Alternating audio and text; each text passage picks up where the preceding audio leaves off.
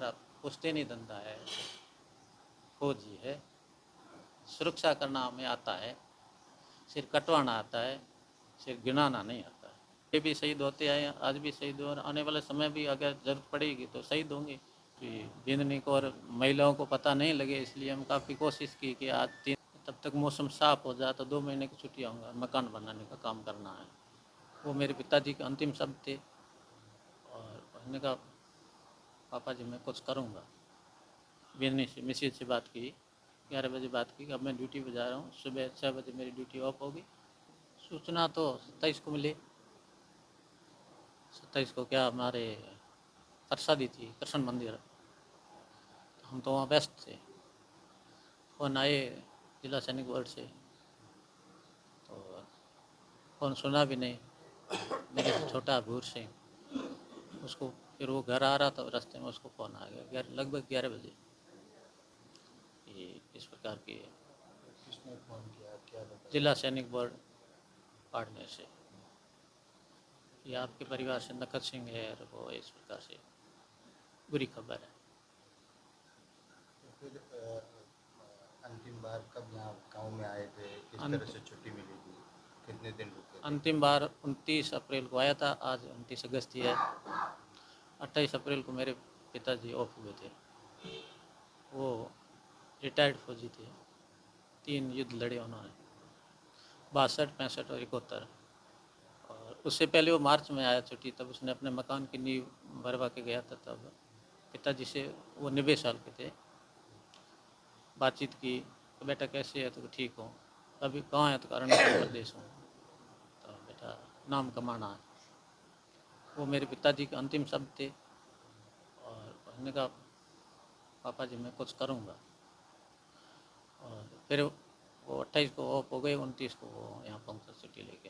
तो परिवार में कौन कौन लोग हैं, आर्थिक स्थिति कैसी है? आर्थिक स्थिति परिवार में 6 भाई बहन में एक ये कमाने वाला, बाकी सारे कृषि पर आधारित है। और ये ऑफ हो गया, ऊपर वाले को जो मंजूर। तो कितने भाई शादीशुदा है, क्या कुछ एक छोटा बैकग्राउंड? है, उसकी शादी करनी है, बाकी सभी की शादी हो रखी है। बहन की शादी हो रखी है फलसून। और इसके 2 बच्चे हैं, एक बच्चा और एक बच्ची।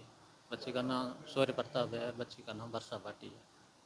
तो बहू इस को जानकारी पहले दी गई थी, अब नहीं, जानकारी? बिंदनी को तो रात को 26 की रात को 11 बजे फ़ोन आया था। 25 को तो हमसे बातचीत की थी, उसने चंदा भेजा था, क्योंकि प्रसादी हमारी ओर से थी। चंदा भेजा था और बोला कि प्रसादी अच्छी कराना, पूर्व को अच्छी तरह से जमा रहना। और रात को 11 बजे ड्यूटी जाने से पहले उसका फ़ोन आया। बिजनी से मिसेज से बात की, 11 बजे बात की, अब मैं ड्यूटी पर जा रहा हूँ, सुबह 6 बजे मेरी ड्यूटी ऑफ होगी, उस समय मैं बात करूँगा और 10 दिन के बाद मैं छुट्टी आऊँगा। तब तक मौसम साफ़ हो जाए तो 2 महीने की छुट्टी आऊँगा, मकान बनाने का काम करना है। और 10 बजे 6 बजे इंतज़ार किया तो फ़ोन आया नहीं, और देखा कि ऐश्वर्य के पापा का स्टेटस वगैरह जो लगाते हैं, जन्माष्टमी थी, आज प्रसादी है, तो अभी तक क्यों नहीं आया। बेन चिंतित होने ही लग गई।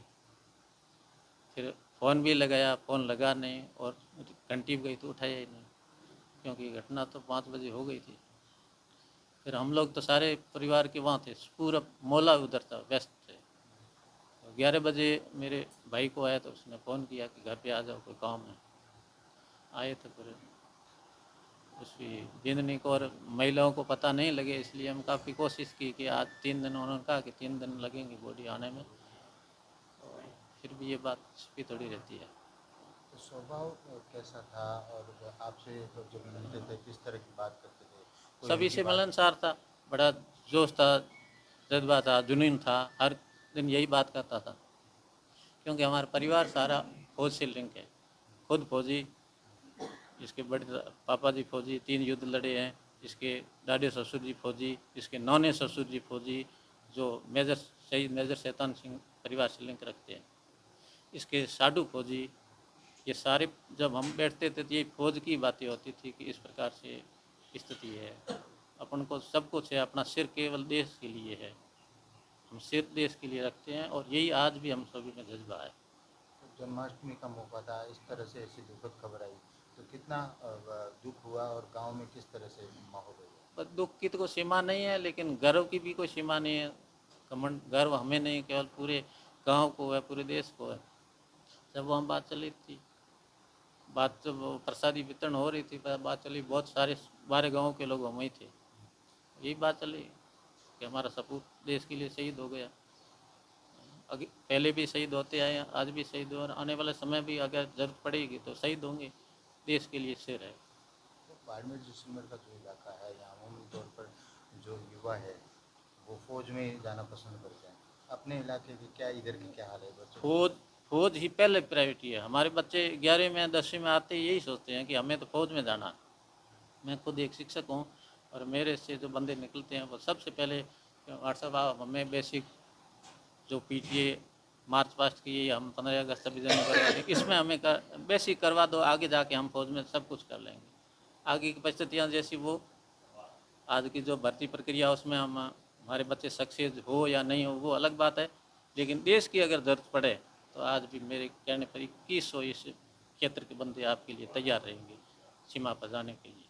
तो इनका जो बेटा है सूर्य, उसके बारे में क्या सोचते हैं, किस तरह से फौज में भेजेंगे क्या? वो तो फौज ही है, उसकी बातचीत अभी आप उससे बातचीत कर लो, फौज की ही बात करता है। उसका संस्कार है, उसके गुण है, उसके रग रग में खून फौजी ही भरा है। इसकी बिंदनी का ननियाल है, वो मेजर शैतान सिंह परिवार से है, उनसे वहीं से मिला हुआ सारा कुछ। हम यहाँ से लेकर अब इस परिवार का मैं ही एक हूँ जो टीचर बन गया हूँ, बाकी सभी यही चाहते हैं टीचर नौकरी ठीक है। हमें तो हमारा पुश्तैनी धंधा है, फौजी है, सुरक्षा करना हमें आता है, सिर कटवाना आता है, सिर गिनाना नहीं आता है। ये हमारे बच्चों की भावना है, और सभी में जुनून है, जोश है कि अगर कहीं ज़रूरत पड़े तो हम देश के लिए मर मिटने को तैयार है। हमें पैसे नहीं चाहिए, देश की सुरक्षा चाहिए।